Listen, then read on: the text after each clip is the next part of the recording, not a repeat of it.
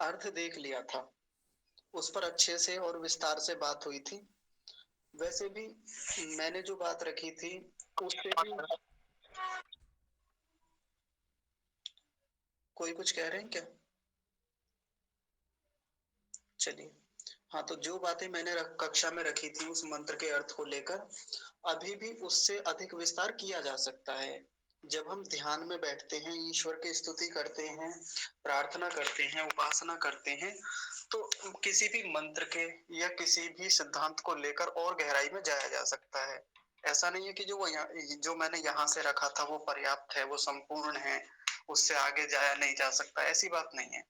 उससे भी और सूक्ष्मता में हम जाकर विचार कर सकते हैं, करना चाहिए। तो देखिए, आज दूसरा मंत्र है, बड़ा महत्वपूर्ण मंत्र है, बड़ा प्रसिद्ध भी है। महर्षि दयानंद सरस्वती ने बहुत सारे स्थानों पर इस मंत्र को लिखा है प्रमाणों के रूप में। जहां जहां जैसा प्रकरण आया है वहां वहां इस मंत्र को ऋषि ने दिया है, और कई स्थानों पर इसका अर्थ भी किया है। जो मुझे सबसे अच्छा अर्थ लगा वो लगा यजुर्वेद का, क्योंकि यजुर्वेद का ये मंत्र है। अब यजुर्वेद में से सीधे सीधे इसी मंत्र को उठा के लाए और इसका अर्थ भी देखा हमने। उसी अर्थ पर हम बात करते हैं। बहुत महत्वपूर्ण है, ध्यान से सुनिएगा।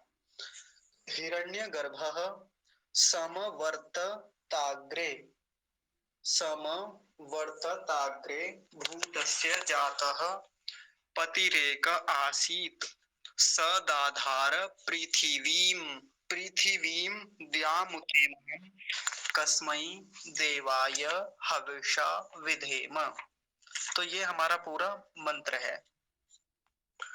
बस इसमें एक छोटी सी गलती रह गई है, वो देख लीजिए। ये जो तकार आपको दिख रहा है ना, समवर्तता, एक तकार और है ऐसे, बस वो तो हम बाद में ठीक कर लेंगे। तो देखिए, इसको इसका अर्थ देखते हैं।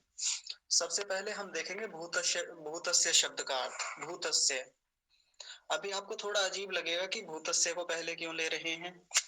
जब मंत्र यहाँ से शुरू हो रहा है तो अर्थ भी तो यहाँ से शुरू होगा ना, लेकिन अभी वो बात आएगी समझ में, धीरे धीरे आएगी।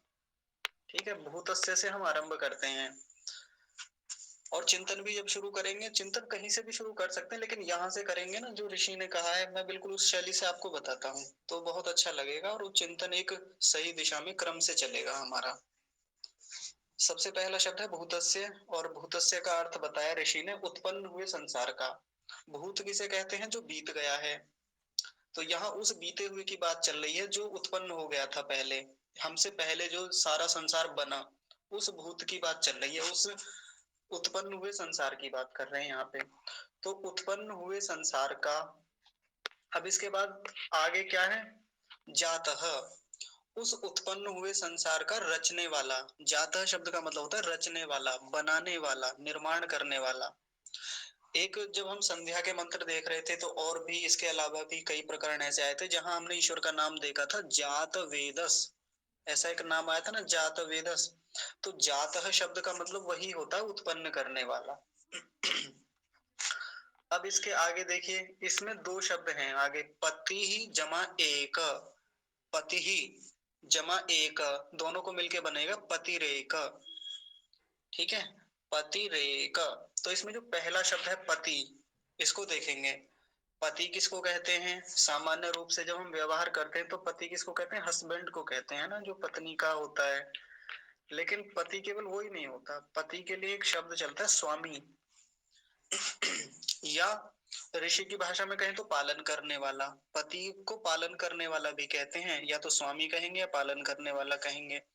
तो यहाँ जिस परमात्मा की बात चल रही है वो क्या है? उत्पन्न हुए जगत का जातः, रचने वाला है, और पति यानी स्वामी है, पालन करने वाला है वो परमेश्वर। उसकी दो बातें पता चली, एक तो उसको रचने वाला है और क्या है? पालन करने वाला है। ठीक है, अब इसी में देखिए दूसरा शब्द क्या है? एक। एक, ये वाला एक जो होता है वन, एक, यानी वो परमेश्वर एक है। और इस एक के लिए देखिए कितना शानदार व्याख्यान करते हैं महर्षि दयानंद सरस्वती। हमें तो एक का मतलब एक समझ में आता है, ऐसे आता ना, एक का मतलब वो परमेश्वर एक है, दो नहीं है। हाँ, ये भी अर्थ ग्रहण करेंगे, अभी इस पर भी मैं बात करूंगा। लेकिन देखिए ऋषि दयानंद क्या लिखते हैं इसको, एक शब्द को खोलते हुए, सहाय की अपेक्षा से रहित, यानी जो किसी से सहायता की अपेक्षा ही नहीं रखता, उसको एक कहते हैं। जब हम परमपिता परमेश्वर के गुणों पर बात कर रहे थे तो हमने परमेश्वर का एक गुण देखा था, सर्वशक्तिमान। और सर्वशक्तिमान का मतलब क्या होता है? जिसको अपना कार्य करने में किसी दूसरे की सहायता न लेनी पड़े, उसको सर्वशक्तिमान कहते हैं। अगर वो दो होंगे तो एक दूसरे की सहायता अवश्य लेंगे, तीन चार पांच आठ 10 भगवान होंगे तो वो किसी न किसी की सहायता अवश्य लेंगे। लेकिन वो एक है, एक भी कैसा है? तो उसके लिए बड़ी कमाल की बात बताई कि किसी अन्य की सहायता की अपेक्षा से रहित, वो किसी की सहायता नहीं लेता अपने काम में।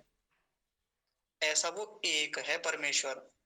अब देखिए हमारे यहाँ, हमारे हिंदू संप्रदाय में, जो हमारा हिंदू नाम का मत है, उसमें बहुत सारे भगवानों की कल्पना की जाती है, ईश्वरों की। इतने सारे ईश्वर हैं, और अलग अलग मत संप्रदायों को उठाएं तो उनमें अलग अलग भगवान हैं, कितने सारे भगवान हैं। लेकिन हमारा जो वेद है, जो वैदिक धर्म है, उसमें तो एक ईश्वर की बात कही जाती है ना, एक ईश्वर को माना जाता है। अब उस एक ईश्वर को सिद्ध करने के लिए इससे अच्छा प्रमाण कुछ नहीं हो सकता, पति ही जमा एक। एक है वो ईश्वर, कोई दो या तीन या चार पांच ईश्वर नहीं है। और देखिए एक चीज की और निवृत्ति हो जाती है, बहुत ध्यान से सुनेंगे। जो लोग ये कहते हैं ना कि संसार को बनाने वाला ये है, पालन करने वाला ये है, और संहार करने वाला ये है, तीन बताते हैं ना। पहले वाले को क्या कहते हैं? ब्रह्मा। दूसरे वाले को क्या कहते हैं? विष्णु। तीसरे वाले को क्या कहते हैं? शंकर या महादेव। तो हमारे यहाँ तीन परिकल्पना होती है। संसार को बनाने वाला अलग है, पालन करने वाला अलग है, और उसका संहार करने वाला, प्रलय करने वाला एक तीसरा अलग है कोई। तीन भगवान चलते हैं हमारे यहाँ पे। लेकिन ये क्या कह रहा है मंत्र? वेद का ही मंत्र कह रहा है, जो बनाने वाला है वही पालन करने वाला है, संहार करने वाला भी है, वो बात आगे आएगी। तो देखिए यहाँ तो एक की बात चल रही है, प्रमाण मिल गया हमें। कल को जब हम किसी से बात करें, प्रमाण सहित बात करें, वेद का मंत्र उठा के बात करें सीधी, यजुर्वेद का मंत्र है। तो हमारे यहाँ वही बनाने वाला है, और बनाने वाला होने से, जगत का निर्माण करने से उसको ब्रह्मा कहते हैं, ब्रह्मा या ब्रह्म। और वो सारे संसार में व्याप्त हो रहा है, पालन करने वाला है, इसलिए उसको पति कहते हैं या विष्णु कहते हैं, सारे संसार में व्याप्त होने से। और वो सबका कल्याण करने वाला है, इसलिए उसको शंकर कहते हैं। शंकर इसलिए है ही नहीं कि वो सबका संहार करता है, तीनों काम वो अकेला करता है। इस संसार के इन तीन कामों को करने के लिए अलग किसी व्यक्ति की आवश्यकता ही नहीं है, किसी अलग अलग भगवानों की आवश्यकता होती ही नहीं है। अकेले के भीतर इतना सामर्थ्य है, वो सर्वशक्तिमान है कि इन तीनों कामों को अकेला निपटाता है। इसलिए वो पति कैसा है? एक पति है वो, पूरे संसार का एक ही स्वामी है। और देखिए यहाँ तक बात पूरी हो गई। अब इसके बाद शुरू से आ जाइए, यही वाला शब्द जो है हिरण्य गर्भः। हिरण्य गर्भः, हम इस मंत्र को खूब बोलते हैं। जब भी यज्ञ करेंगे तो ये मंत्र बोला ही बोला जाएगा। ईश्वर स्तुति प्रार्थनोपासना में दूसरा ही मंत्र आता है ना, तो सबको याद है। लेकिन इस हिरण्यगर्भ शब्द जब भी हमारे मन में आता है तो हम कितना इसका विचार कर पाते हैं, कितना इसकी भावना कर पाते हैं, ये आज देख लीजिए। नहीं कर पाते थे, कोई बात नहीं, अब आगे से हम इसका ध्यान रखेंगे। देखिए महर्षि दयानंद सरस्वती इस हिरण्यगर्भ शब्द को सत्यार्थ प्रकाश के प्रथम समोल्लास में खोलते हुए क्या लिखते हैं? ज्योतिर्वै हिरण्यम तेजो वै हिरण्यम इति ऐत्रेय शतपथ ब्राह्मणे। वो ये कह रहे हैं कि शतपथ ब्राह्मण नाम के ग्रंथ में इस हिरण्य शब्द, हिरण्य गर्भ, केवल हिरण्य शब्द को क्या कहते हैं? ज्योति, यानी ज्योति नाम होता है हिरण्य का, हिरण्य को ज्योति कहते हैं। और क्या कहा? तेजो वह हिरण्यम, इसका मतलब तेज भी होता है और ज्योति भी होता है। हिरण्य, केवल हिरण्य, हिरण्य का तात्पर्य क्या बता रहे हैं ऋषि? ज्योति या तेज। अभी देखेंगे इसको, अभी आगे देखिए और क्या खोलते हैं।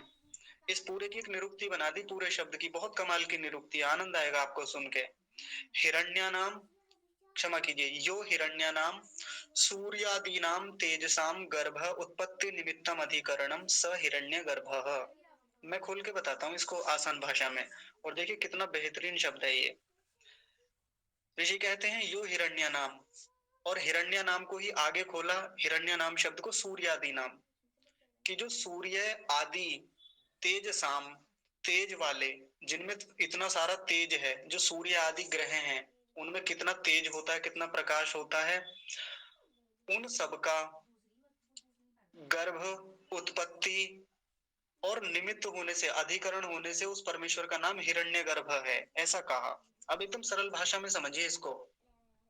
इस संसार में जितने भी प्रकाश देने वाले, तेज देने वाले, ताप देने वाले जितने भी लोक हैं, जितने भी ग्रह हैं, उपग्रह हैं, उन सबका उत्पन्न करने वाला होने से, उनका गर्भ होने से उस परमेश्वर को क्या कहते हैं? हिरण्यगर्भ।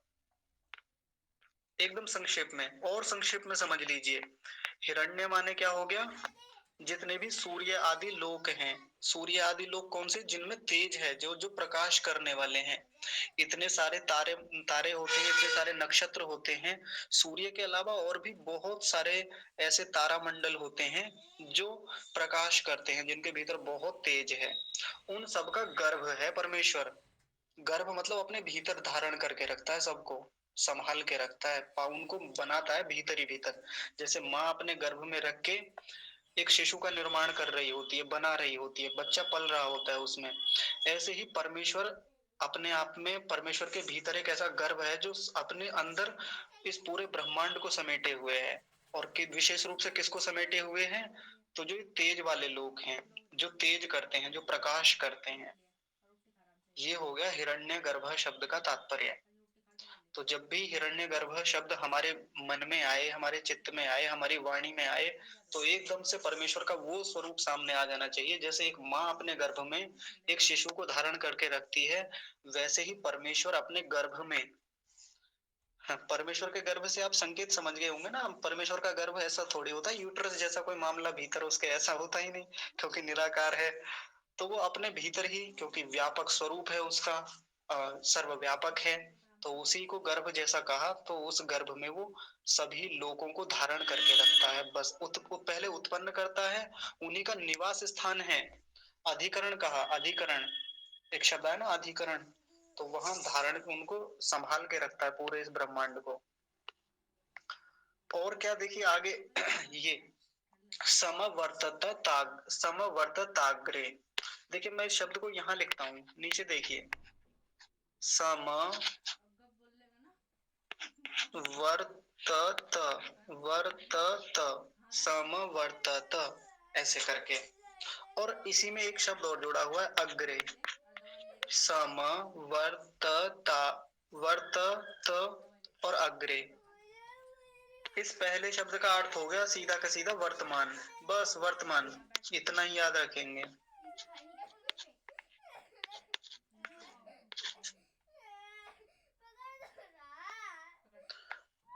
तो वो परमेश्वर क्या था? वर्तमान। और आसीत माने था। वो परमेश्वर वर्तमान था। कब वर्तमान था? अग्रे। अग्रे माने यहाँ एक बात बताई ऋषि दयानंद ने, सब जगत के रचने से पहले, जब सारा संसार रचा गया। इस अग्रे शब्द का मतलब है संसार के रचने से पहले वो परमेश्वर क्या था? वर्तमान। आसीत माने था। वो परमेश्वर इस संसार के रचने से पहले वर्तमान था। वर्तमान का मतलब क्या हुआ यहाँ पे? हम वर्तमान का तात्पर्य क्या समझते हैं? जो समय अभी चल रहा है उसको वर्तमान मानते हैं, जो बीत गया उसको भूतकाल कहते हैं, और जो आएगा उसको भविष्य कहते हैं। लेकिन यहाँ वर्तमान से हम क्या ग्रहण करेंगे? जो उपस्थित होता है उसको वर्तमान कहते हैं। जिसकी जिसका जो प्रेजेंट होता है, जो उपस्थित होता है, उसी को हम क्या कहेंगे? वर्तमान कहेंगे। तो वो परमेश्वर इस जगत को उत्पन्न करने से पहले वर्तमान था। अग्रे का मतलब हो गया उत्पन्न करने से पहले। और समवर्तता का मतलब हो गया वर्तमान। आसीत माने था। अब कोई ये ना समझे कि जब संसार बनाया तभी परमेश्वर का भी जन्म हुआ, तब परमेश्वर तभी उत्पन्न हुआ। यहाँ सीधी बात जो बताना चाह रहे हैं, जो इसका अर्थ बताया ऋषि ने, वो क्या बताना चाह रहे हैं कि परमेश्वर ने जगत बनाया, उसका निर्माण किया, रचना की, लेकिन स्वयं भी वो इस जगत के उत्पन्न होने से पूर्व वर्तमान था, उपस्थित था। जितनी जितनी बार उसने सृष्टि की रचना की है, जितने भी कल्पों में वो बार बार सृष्टि बनाता है, बिगाड़ता है, कुछ भी करता है, उन सबसे पहले भी वो विद्यमान था। ये बात यहाँ बताई जा रही है इस पहली पंक्ति में। तो पहली पंक्ति का अर्थ पूरा हो गया है। अब दूसरी पंक्ति देखिए। स, पहला शब्द है स। स माने वह। इस स को सह भी कह सकते हैं, ऐसे करके सह। सह माने वह। वह कौन? वह परमेश्वर जिसकी बात चल रही है, जिसका प्रकरण है, जिसकी हम स्तुति कर रहे हैं, जिससे प्रार्थनाएं कर रहे हैं, आगे भी प्रार्थना करेंगे अभी। तो सह का मतलब वह परमेश्वर। दाधार, दाधार माने धारण कर रहा है। अब किसका धारण कर रहा है तो देखिए, एक तो पृथ्वी का धारण कर रहा है। अभी खोलेंगे इस पृथ्वी शब्द को भी। लेकिन इस शब्द को देखिए, ये बड़ा महत्वपूर्ण शब्द है। द्यामुते माम, द्यामुते माम।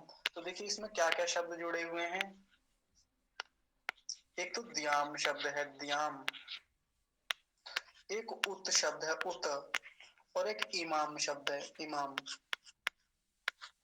अब इस इमाम से आप वो वाला इमाम मत समझ लेना जो मस्जिदों में इमाम होता है, वो वाला इमाम नहीं है। नहीं तो कई बार मुसलमान इसी शब्द को लेके कह देते हैं कि आपके वेदों में तो हमारे इमाम साहब का भी नाम आया है। वो मस्जिद में होता है ना, जो अजान लगाने वाला होता है, उसको इमाम बोलते हैं। तो वो वाला इमाम मत समझ लेना। तो द्याम, उत, इमाम। इमाम का मतलब होता है इस। अब इसका क्या मतलब हुआ? अच्छा शांति माता जी, आप अपना वीडियो बंद कीजिए। शांति माता जी।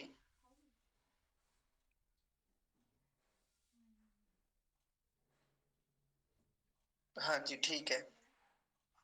तो देखिए, अरे फिर आपने वीडियो खोल लिया, आप वीडियो बंद कीजिए, फिर सब लोगों का ध्यान उधर ही जाता है। हाँ देखिए, फिर से देखिए, कोई बात नहीं। स माने वह परमेश्वर, दाधार माने धारण करता है। किसका धारण करता है? इमाम, इस किसका? इस पृथ्वी का। इमाम, इमाम शब्द को पृथ्वी के साथ लगाएंगे, इस पृथ्वी का। और ये उत शब्द जो है, उत, उत का मतलब होता है और किसका धारण करता है परमेश्वर? तो द्याम, द्याम माने द्युलोक का। द्याम के जैसे ही आपने एक शब्द सुना होगा ना, द्युलोक। तो वो परमेश्वर किसका धारण करता है? किसका धारण करता है? द्युलोक का। अब ये द्युलोक क्या है, द्याम क्या है? तो जिसमें सूर्य आदि लोक रहते हैं, उसको द्युलोक कहते हैं। यानी जो भी प्रकाश करने वाले लोक हैं सारे के सारे, उसको द्युलोक कहते हैं। तो वो परमेश्वर किसका धारण करता है? एक तो इस पृथ्वी का, इमाम माने इस, पृथ्वी माने पृथ्वी का, और द्याम माने प्रकाश वाले, जो प्रकाश करने वाले सूर्य आदि लोक हैं, उनका धारण करता है। वो परमेश्वर इन दो चीजों का विशेष रूप से धारण करता है। देखिए पहली पंक्ति में बात क्या चल रही थी कि वो परमेश्वर इस पूरे संसार को बनाने वाला है। और उससे भी पहले एक बात और बताई कि वो इस संसार के उत्पन्न होने से पहले वर्तमान था, फिर उसको बनाता है, निर्माण करता है। फिर उसके बाद क्या बात बता रहे हैं? धारण करता है इस पूरे संसार को। धारण कैसे करता है? तो धारण करने का तात्पर्य क्या होता है? वो सब में उपस्थित हो रहा है। पहले बनाता है, फिर उसी में उपस्थित रहता है। और धारण करने का तात्पर्य पालन करने से भी है, इसकी व्यवस्थाओं को संभालने से भी है, क्षण क्षण होने वाली प्रलय से भी है। क्योंकि हर समय इस संसार की प्रलय भी तो हो रही है। एक प्रलय तो नितांत प्रलय होती है, जब सब कुछ समाप्त हो जाता है। एक प्रलय हमेशा चलती रहती है। वो प्रलय कैसे चलती है?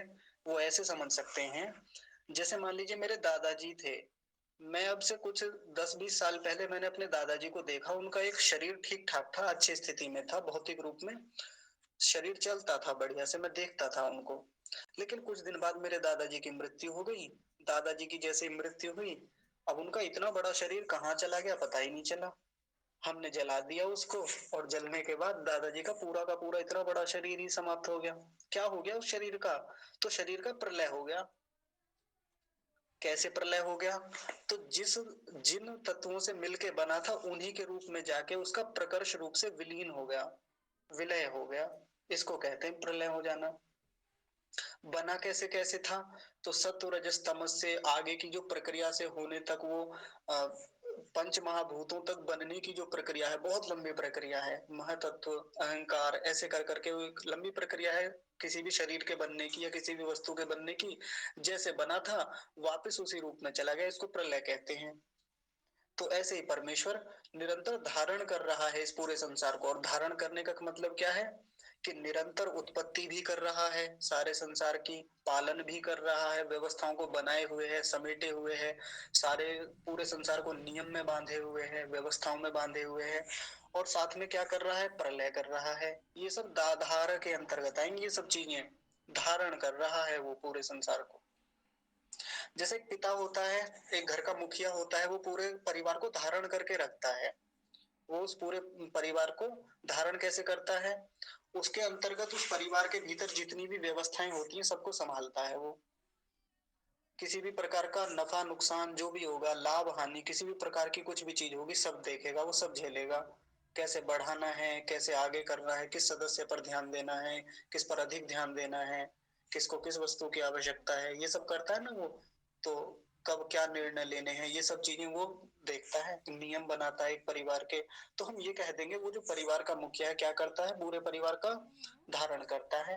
वैसे ही परमेश्वर भी इमाम इस पृथ्वी, उत उत माने और द्याम माने द्युलोक, जो सूर्य, जिसमें सूर्य आदि तेज वाले लोग रहते हैं, उन सबका दाधार धारण करता है। ये हो गया इस पूरी इस यहाँ तक की पंक्ति का अर्थ। इसमें पृथ्वी शब्द और देखिए, देखिए पृथ्वी के लिए पता है क्या कह रहे हैं ऋषि, बहुत कमाल की बात कही। द्याम शब्द के लिए तो कहा जो जो प्रकाश करने वाले लोग हैं, जो प्रकाश सहित हैं, सूर्य आदि लोग। और पृथ्वी के लिए देखिए बहुत कमाल की बात कही, प्रकाश रहित लोग। ऐसे भी तो लोग हैं जो प्रकाश रहित हैं, जिनके भीतर अपना प्रकाश होता ही नहीं है, दूसरों के प्रकाश से चमकते हैं। वो पृथ्वी के अंतर्गत ले लिए, या पृथ्वी आदि कह दीजिए। जैसे पृथ्वी का अपना कोई प्रकाश नहीं होता, चमकती नहीं है ये, इसके भीतर तेज है ही नहीं, इसके भीतर प्रकाश, रोशनी, ज्योति ऐसा कुछ होता ही नहीं, तेज होता ही नहीं इसका अपना, दूसरों के प्रकाश से लेता है। तो ऐसा भी समझ लेना चाहिए पृथ्वी से, क्योंकि ऐसे तो खूब सारे लोग हैं ना। चंद्रमा देख लीजिए, चंद्रमा का भी अपना प्रकाश थोड़े होता है, चंद्रमा भी दूसरे के प्रकाश से ही चमकता है, दिखाई देता है या उजाला करता है, वो भी उसका अपना कुछ होता ही नहीं। तो पृथ्वी का मतलब यहाँ केवल पृथ्वी, ये वाली पृथ्वी जिस पर हम रहते हैं, इसी से ग्रहण नहीं करना चाहिए। ऋषि कहते हैं प्रकाश रहित लोगों को धारण करता है। तो सारे आ गए इसमें। कैसे सारे आ गए, जो प्रकाश करने वाले हैं वो भी, और जो प्रकाश नहीं करने वाले हैं वो लोग, सबका धारण वो परमेश्वर करता है। सोचिए कितना बड़ा सामर्थ्य है। हम तो ये सोचते हैं कि देखो हम इतने बड़े हो गए, हम तो पूरे परिवार को चला रहे हैं। जैसे माताएं कई बार धमकी देती हैं अपने घर में बच्चों को, पिता भी देते हैं, माताएं भी देती हैं, माताएं ज्यादा देती हैं। और धमकी देने के पीछे का कारण ये भी है कि माताओं के साथ कई बार ऐसा होता है जो नहीं होना चाहिए, उनके साथ वो प्रतिकूलताएं होती है। तो गुस्से में आके कई बार माँ क्या कहती है, जिस दिन मैं घर से निकल जाऊंगी ना, उस दिन पता चल जाएगा कि ये घर कैसे चलता है। ऐसे पिता भी धमकी देते हैं कई बार दुखी होके, कि कर लो, मुझे परेशान जितना करना है तुम लोग उड़ा लो, मजे जितने लेने उतने ले लो, जिस दिन मैं इस घर से चला जाऊंगा ना, उस दिन तुम्हें तुम्हारी औकात पता चल जाएगी। ऐसा कह के वो क्या कर रहा होता है, धमकी दे रहा होता है। लेकिन उसके होने ना होने, उसके करने ना करने से कुछ नहीं होता।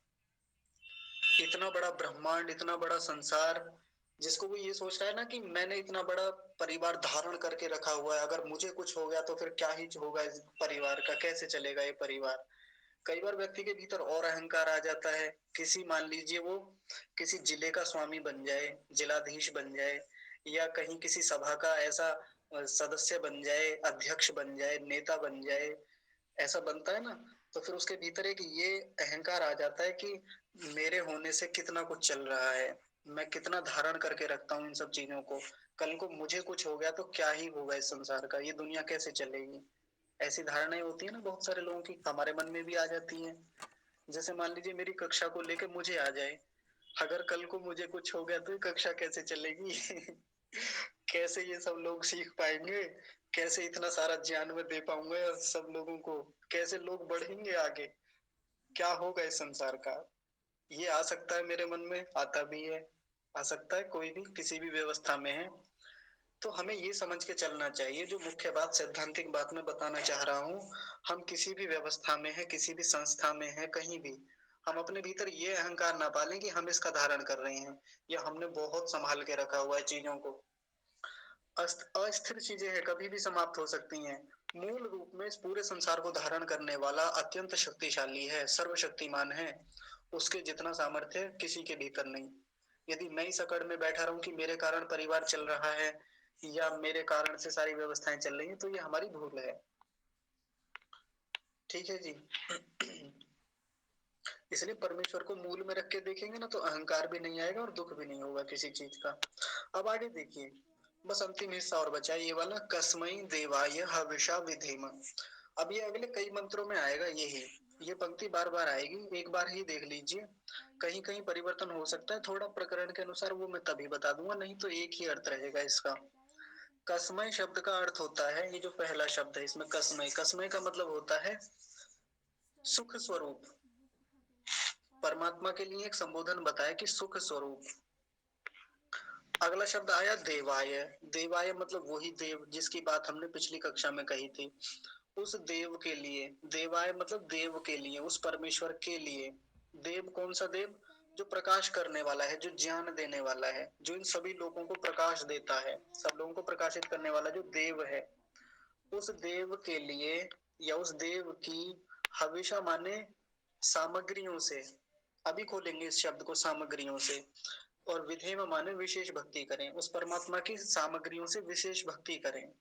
तो कैसी सामग्रियों से विशेष भक्ति करें? तो देखिए, एक तो हमारे पास वो सामग्रियां होती हैं जो दुकान से खरीद के लाते हैं, हम बाजार से खरीद के लाते हैं। कैसी सामग्री?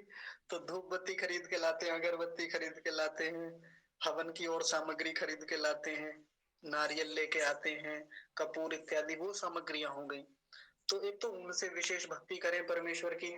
तो परमेश्वर को ऐसी भक्ति से कुछ लेना देना है नहीं, वो ऐसी भक्ति को मानता भी नहीं, ना उससे कुछ फर्क पड़ने वाला है उस पे। आप कितनी सामग्री उस पर चढ़ा दीजिए, कितना चढ़ावा चढ़ाइए, ऐसी जो हवि है, ऐसी जो सामग्री है, उससे परमेश्वर को कोई अंतर नहीं आता। चढ़ाइए मत चढ़ाइए, प्रदान कीजिए मत कीजिए, उसको आधार बना के उसकी कितनी भक्ति करिए, कोई फर्क नहीं पड़ता। तो देखिए, फिर यहाँ हवि जो है, ये जो सामग्री है, ये कैसी सामग्री हम परमेश्वर पर चढ़ाएं या कैसी सामग्री लेके उसकी विशेष भक्ति करें? तो देखिए, बड़ा कमाल का अर्थ लिखते हैं महर्षि दयानंद सरस्वती। तो वो लिखते हैं, आत्मा अंतःकरण आदि सामग्रियों से विधेम विशेष भक्ति करें। किसकी भक्ति करें? उस देव की। देवाय, देवाय शब्द है ना, उस देव की। और जो सुख स्वरूप है, कसमय सुख स्वरूप है, उस सुख स्वरूप परमेश्वर की विशेष भक्ति करें हम। और किससे करें? आत्मा और अंतःकरण से करें। आत्मा और अंतःकरण रूपी जो सामग्री है, देखिए बहुत विशेष बात बताई है। आज तक हमने परमेश्वर को खुश करने के लिए बहुत सारी सामग्रियां जुटाई, बहुत सारी चीजें जुटाई कि परमेश्वर इनसे खुश होंगे, इनसे भक्ति होगी उनकी। और पौराणिक लोग तो ऐसे ही जुटाते हैं ढेर सारी भौतिक सामग्रियां, उनसे उसकी भक्ति करने के लिए, उसको खुश करने के लिए प्रयत्नशील रहते हैं। लेकिन यहाँ जो ऋषि कहते हैं आत्मा और अंतःकरण रूपी सामग्रियों से उसकी विशेष भक्ति करें, तो देखिए बड़ी महत्व की बात है। परमात्मा ने हमें अंतःकरण दिया, यहाँ विशेष रूप से केवल अंतःकरण को समझेंगे। अंतःकरण चतुष्टय जो है, जिसमें मन, बुद्धि, चित्त और अहंकार, ये चार आते हैं। उसमें केवल मन को भी ले लेना, अंतःकरण में केवल मन को ले लीजिए, यानी चित्त को ले लीजिए, उसी पर बात कर लीजिए। उस मन से परमेश्वर की स्तुति करनी है बढ़िया से। वो हमारे पास सबसे अच्छी सामग्री है, सबसे अच्छा साधन है परमेश्वर की भक्ति करने का। उसके अलावा इस संसार में और कोई उत्तम वस्तु है ही नहीं। जैसे कहते हैं ना, प्रेम की दुनिया में एक बात चलती है कि उसको अपना दिल दे दिया। ऐसा कहते हैं ना, दिल दे दिया, दिल दे बैठे, दिल लुटा दिया। ऐसा चलता है ना, वो चलता है उनका, दिल दे बैठे, ऐसा चलता है। तो उस परमेश्वर को वही वाला दिल देना है, वही सामग्री उसके लिए होनी चाहिए, वही मन, सब समर्पित कर देना है उसके लिए वो मन। क्योंकि मन एक ऐसी महत्वपूर्ण सामग्री है जो परमेश्वर ने ही दी है, दी भी उन्होंने ही है, और उसी सामग्री को आधार बना के उसी से भक्ति करनी है। वो मन सब विषयों से हटाकर, सब विषयों से रोक कर, सब वृत्तियों से रोक कर उस परमेश्वर की भक्ति में, उपासना में, उसकी समाधि करने में, उसके प्रत्यक्ष करने में, उसका साक्षात्कार करने में हमें ये अपनी अंतःकरण रूपी सामग्री लगानी है। और क्या करना है, विधेय विशेष भक्ति करनी है परमेश्वर की, साधारण भक्ति की बात नहीं की। ऋषि लिखते हैं विशेष भक्ति करें। इतना भी तो लिख सकते थे भक्ति करें काम चल जाता, लेकिन विशेष भक्ति की बात की है। क्योंकि दो प्रकार की भक्ति करते हैं ना अपने लोग एक तो भक्ति करते हैं केवल भक्ति, और एक होते हैं विशेष भक्ति करते हैं। विशेष भक्ति कैसे होती है, जो अंतःकरण से होती है, जो अंदर जाके होती है। और एक भक्ति बाह्य भक्ति होती है कि हाँ बाहर से दिख रहे हैं कि संध्या में बैठे हैं, ध्यान कर रहे हैं, प्राणायाम कर रहे हैं, प्रत्याहार का अभ्यास कर रहे हैं, उतना जो बाहर से भक्ति चलती है। उसमें व्यक्ति जुड़ा भी होता है ईश्वर से, सामान्य व्यवहारों में लगा भी रहता है। एक भक्ति का सामान्य रूप भी होता है, एक होता है विशेष रूप भक्ति का, जब व्यक्ति सब कुछ समर्पित कर देता है ईश्वर के लिए, जहां वो संपूर्ण रूप से ईश्वर को ही पाना चाहता है, अब ईश्वर ही मुख्य लक्ष्य है। तब वो अपना मन, अपना जो भी अंतःकरण है वो केवल किसको पर लगाने का प्रयास करता है, ईश्वर पर। और ऐसे रूप में की जाने वाली भक्ति कैसी भक्ति कहलाएगी, विशेष भक्ति। तो विशेष भक्ति करनी है परमेश्वर की। ऐसे ही औपचारिकताएं भक्ति के नाम पे 10 मिनट वाली, 11 रुपए वाली जो उपासना हम करते हैं सुबह शाम को, वो वाली नहीं करनी, विशेष होनी चाहिए। और विशेष भक्ति कैसे होनी चाहिए, तो उसके बारे में ऐसे तो खूब बातें हमारी पिछली कक्षाओं में हो गई हैं, आगे भी आएंगी तो मैं करता रहूंगा कैसे कैसे उसकी भक्ति हम करेंगे।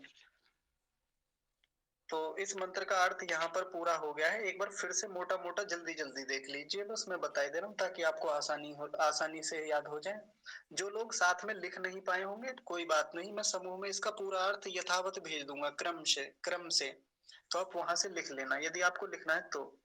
सबसे पहला शब्द बताया था भूतस्य। भूतस्य माने उत्पन्न हुए संसार का, जातः माने उत्पन्न करने वाला, पति माने स्वामी, एक माने वो एक ही है जो किसी की भी सहायता की अपेक्षा नहीं रखता। हिरण्यगर्भ, वो परमेश्वर कैसा है, ये भी उसकी स्तुति ही चल रही है अभी, ये सारी की सारी स्तुति है।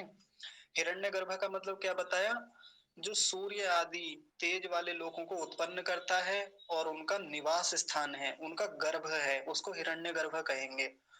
तो वो कैसा था, समवर्तत, यानी वो वर्तमान था। आसीत माने था, कब था, अग्रे, अग्रे मतलब जब संसार बना था उससे पहले, अग्रे का मतलब होता है पहले।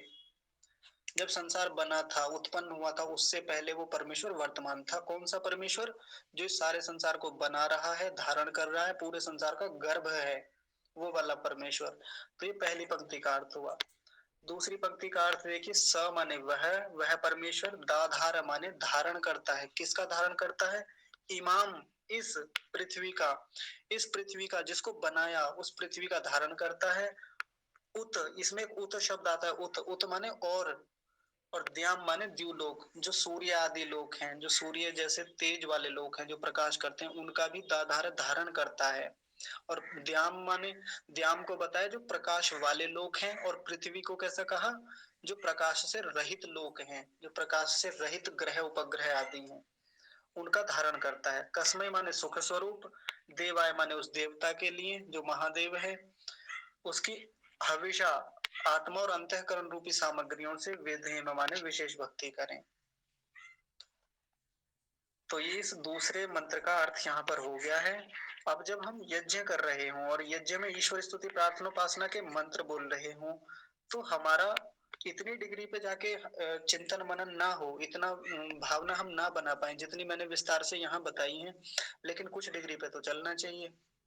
क्योंकि अभी भाषा का मामला नया नया है संस्कृत का, तो जैसे जैसे संस्कृत के शब्द हमारे मन में बैठ जाते हैं, अभ्यास में आ जाते हैं, तो फिर जैसे ही कोई शब्द हिरण्यगर्भ आया, तुरंत उसका अर्थ मन में आ जाएगा। देखिए जैसे मैं हिंदी में एक शब्द बोलूं गाय, तो गाय को का अर्थ थोड़ी बताना पड़ता है मुझे। जैसे मैंने बोला कि मेरे घर में एक गाय है, तो तुरंत आपके मन में एक चित्र बन जाता है गाय का। क्यों, क्योंकि गाय हिंदी का शब्द है, आपकी अपनी भाषा का शब्द है। गाय बोलते ही गाय नाम की जो वस्तु है वो आपके मन में उपस्थित हो जाती है। और मेरा घर, जब मैंने कहा मेरा घर, तो मेरा भी शब्द आ जाएगा, यानी मैं अपनी बात कर रहा हूँ, घर जैसा चित्र आपके मन में आ जाएगा। ये भाषा का मामला होता है, अभ्यास का। जिस भाषा का, जिन शब्दों का ज्यादा अभ्यास होता है, उसका तुरंत स्वरूप हमारे मन में उपस्थित हो जाता है। वैसे ही जितनी जितनी बार इनका हम रिपीट करेंगे, जितनी जितनी बार हम इनकी स्तुति करेंगे, जितनी बार अभ्यास करेंगे, जप करेंगे इन मंत्रों का, वैसे वैसे इनका अर्थ, सही स्वरूप हमारे मन में बैठ जाएगा। और जब भी हवन करने बैठेंगे, अगर हम तेज गति से भी मंत्रों को बोल रहे हैं ना, तो इनका तुरंत अर्थ एकदम सामने आएगा। जैसे हिरण्यगर्भ शब्द को ही ले ले, मैं जब भी हिरण्यगर्भ शब्द सुनता हूँ ना, तुरंत परमेश्वर का वो विराट स्वरूप मेरे मन में उपस्थित हो जाता है कि उसने इतने बड़े ब्रह्मांड को, जिसमें सूर्य आदि लोग रहते हैं, उसको धारण किए हुए है, वो गर्भ बनाए अपने जैसे गर्भ में धारण कर रखा हो, एकदम से आता ही है, मुझको सोचना ही नहीं पड़ता या रुकना ही नहीं पड़ता इस शब्द पे कि रुकूंगा तब इसका अर्थ सोचूंगा। क्यों? क्योंकि अभ्यास है इसी शब्द का बार बार बार बार। ऐसे ही बाकी शब्दों का भी ले लेना चाहिए। जब मेरे मन में ओम शब्द आता है, जैसे ही ओम बोला गया, तुरंत परमेश्वर का सर्वरक्षक स्वरूप आता है सामने एकदम से, कि कैसे रक्षा करते हैं वो हमारी, बहुत सारी बातें एकदम से भीतर घूम जाती हैं। जैसे गाय शब्द बोला, और गाय के बोलते ही पूरा का पूरा गाय नाम का एक पिंड जो है, वो आपकी आंखों के सामने घूम जाता है, आपके मन में घूम जाता है। उसका सफेद रंग, उसकी टाट जो ऊपर वो उभरा हुआ कुबड़ जैसा रहता है, उसकी खाल लटकी हुई, उसके कान, उसके सींग, उसकी आंखें, उसका सुंदर स्वरूप, उसकी दबी हुई कमर, उसकी पूंछ, उसके थन, पैर, सब कुछ एकदम आ जाता है ना सारा का सारा। ये सोचना पड़ता है, जैसे गाय मन में आई तो आगे से पीछे की ओर सोचेंगे, ऐसा थोड़ी होता है। हाँ, सोच भी सकते हैं ऐसा कि उसको ऊपर से लेकर नीचे तक उसका सोच रहे हैं, हम विचार कर रहे हैं, या आगे से पीछे तक हम विचार कर रहे हैं, देख रहे हैं मन ही मन में, ऐसा भी होता है। लेकिन गाय जब हमारे अभ्यास में अच्छे से आ गई है, गाय को हमने खूब निकट से देखा है, लंबे समय से देख रहे हैं, तो जैसे ही गाय शब्द सुना, एकदम से पूरी की पूरी गाय हमारे मन में उपस्थित हो जाती है। अपने बच्चे का नाम जब कोई माँ सुनती है, एकदम बच्चे का नाम सुनती, पूरा का पूरा स्वरूप बच्चे का एकदम सारा का सारा आ जाता है, उसके गुण भी आ जाते हैं, उसका स्वभाव भी आ जाता है एकदम से। या मान लीजिए जैसे हमारी कक्षा में वंश जुड़ते हैं, हमने जितनी बार भी उन्हें देखा है सामने वीडियो से, जैसे ही वंश शब्द सुनते हैं ना, तो उनकी वही प्यारी सी मीठी सी बोली आती है, वो नटखट सा स्वभाव, और सब कुछ आ जाता है, एकदम प्यारा सा मासूम सा चेहरा। क्यों? क्योंकि बार बार अभ्यास में आया है, वो सब कुछ अभ्यास में आ गया। वैसे ही इन मंत्रों के जो अर्थ हैं उनको, और ये इनके जो शब्द हैं, इनका बार बार अभ्यास करना है। तो एक तो तरीका वो हो गया कि जब हम यज्ञ कुंड, यज्ञ स्थल पर बैठे हुए हैं और इनको बोल रहे हैं, तब तो उतना समय हमारे पास होता भी नहीं कि हम पूरे मंत्र पर अच्छे से विचार कर पाए, इसका चिंतन कर पाए। नहीं कर सकते वहां उतना। करना है, ऐसा नहीं कि नहीं कर सकते, तो फिर करना भी नहीं है, करेंगे, प्रयास होगा, कम डिग्री पे हो, कम एंगल पे हो, लेकिन करना है। लेकिन फिर कब करना है विस्तार से, अच्छे से? तो वो हम अपनी उपासना में कर सकते हैं प्रतिदिन। उपासना तो प्रतिदिन ही होती है ना, भले ये जे प्रतिदिन हो या ना हो। सुबह की उपासना, शाम की उपासना, जब भी करें तो इस ऐसे मंत्रों को लेके बैठ जाएं। किसी दिन कोई भी मंत्र उठा लें, और एक दिन की उपासना में एक मंत्र कवर हो जाएगा बढ़िया से। और मैं तो कहता हूँ एक मंत्र पर कई दिन लगाएं। जैसे आज ये मंत्र बता दिया, आराम से 3-4 दिन तक चलने दें इसी मंत्र को। कई दिन तक चिंतन चल सकता है एक ही मंत्र पर। ऐसा चिंतन, बार बार चिंतन, अधिकाधिक चिंतन, कहीं भी बैठे हैं, खाली भी बैठे हैं, कहीं बस में जा रहे हैं, ट्रेन में जा रहे हैं, प्लेन में जा रहे हैं, कहीं भी जा रहे हैं, कुछ काम तो होता नहीं। ज्यादातर तो काम अब फोन का हो गया है हमारे पास। फोन तो होता ही है ना, तो फोन में हम बहुत समय व्यतीत करते हैं, तो फोन में ना लगा के आंखें बंद करके बस में बैठ जाइए, ऐसे ही, या जहां भी, जिस भी आप जिस भी साधन में जाते हैं उसमें बैठ जाइए, और पूरा चिंतन करते जाइए आराम से। ये मैं वो बता रहा हूँ जो हम व्यवहार काल में भी इन मंत्रों के गहन अर्थों को समझ सकते हैं। बाकी अच्छे से समझना है, व्यवस्थित रूप से, गहराई से और गहराई में जाना, तो वो तो ध्यान में बैठकर आप आराम से, जब हम उपासना करते हैं तब इनका कर सकते हैं। कहने को यज्ञ का मंत्र है, लेकिन प्रकरण क्या है? ईश्वर स्तुति, प्रार्थना, उपासना। प्रार्थना, उपासना, उपासना शब्द है ना, तो उपासना में बैठ कर किया जाए तो और अधिक लाभ हमें इसका मिल सकता है। और लाभ होना चाहिए जी। देखो, कोई भी व्यक्ति किसी भी कर्म को करता है तो उसके लाभ पर विचार करके करता है मुख्य रूप से। तो मैं आप लोगों से कल, कल नहीं, अभी तो समय है, मैं आपसे पूछ लेता हूँ लाभों के बारे में। आज ही सोच रहा था मैं। 3 शब्द बताए थे मैंने, स्तुति, प्रार्थना और उपासना। प्रकरण भी चल रहा है। स्तुति किसे कहते हैं? किसी के गुणों का गुणगान करना। अभी मैं आपसे प्रश्न पूछूंगा, किसी के गुणों का गुणगान करना, उसके भीतर जो भी गुण हैं उनके बारे में बातें करना, बार बार बोलना, कहना, ये स्तुति कहलाती है। प्रार्थना क्या है? जब हम पूर्ण पुरुषार्थ कर रहे हो तो पुरुषार्थ करते हुए पुरुषार्थ